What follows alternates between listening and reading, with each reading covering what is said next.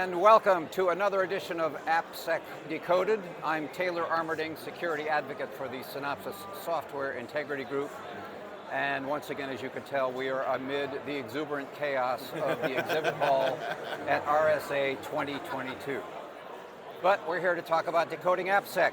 What else? And today, our focus is on an element of President Biden's executive order on cybersecurity, which is securing the software supply chain, which is and can be a somewhat complicated effort.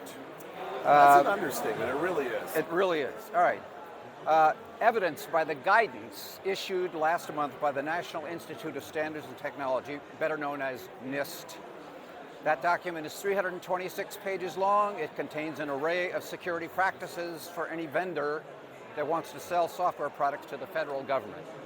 So with me today is Tim Mackey, security strategist with the Synopsys Cybersecurity Research Center, better known as CERC.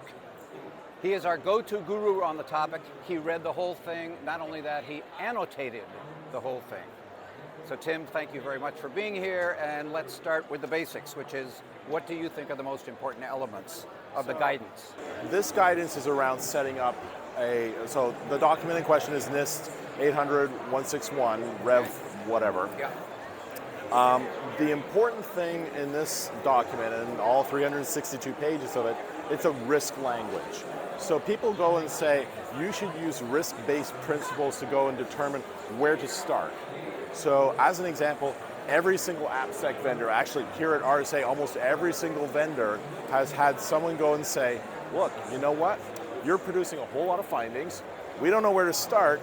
We don't know what all this means. How do I go about doing things? And so within 161 is looking at how you express risk, how you build process and programs around risk.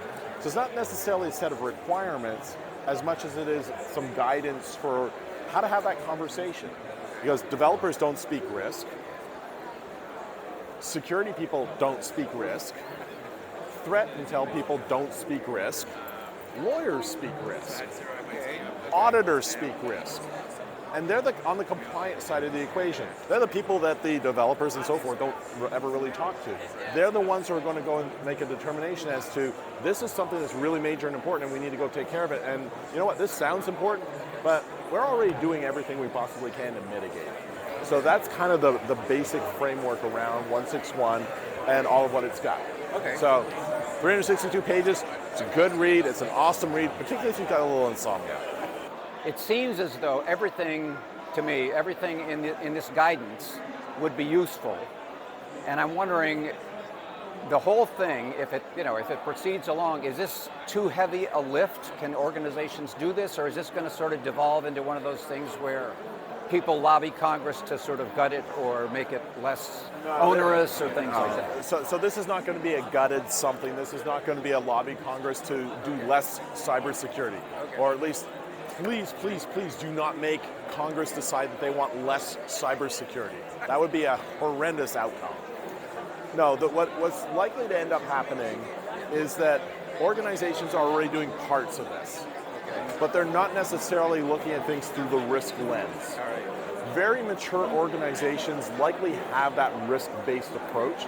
They may not necessarily have it across the whole breadth of whatever they're producing. They may not have it over the whole breadth of what they're consuming. But as organizations get more mature, they go from the startup phase through a growth phase and so forth, being able to start to look at what they're going to need to have from the risk-based perspective. Like, how do you communicate that their software is safe, build the trust in the software that they're delivering so that their consumers believe that the software is safe, and that they believe this in an ongoing manner, so it's not just something that happens at the point of a contract, but it's something that is actually operationalized throughout whatever the life cycle of that software is. That's where we need to get to. That's the big delta for most organizations.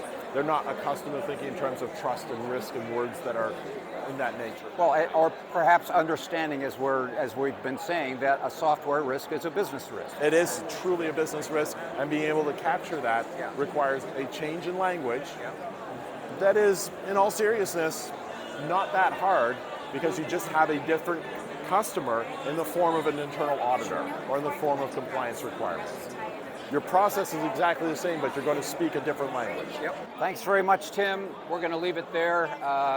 We've been talking about building trust into your software supply chain. I'm Taylor Armerding. We're here at the RSA 2022 conference. I'm with the Synopsys Software Integrity Group, where we help organizations build trust into their software.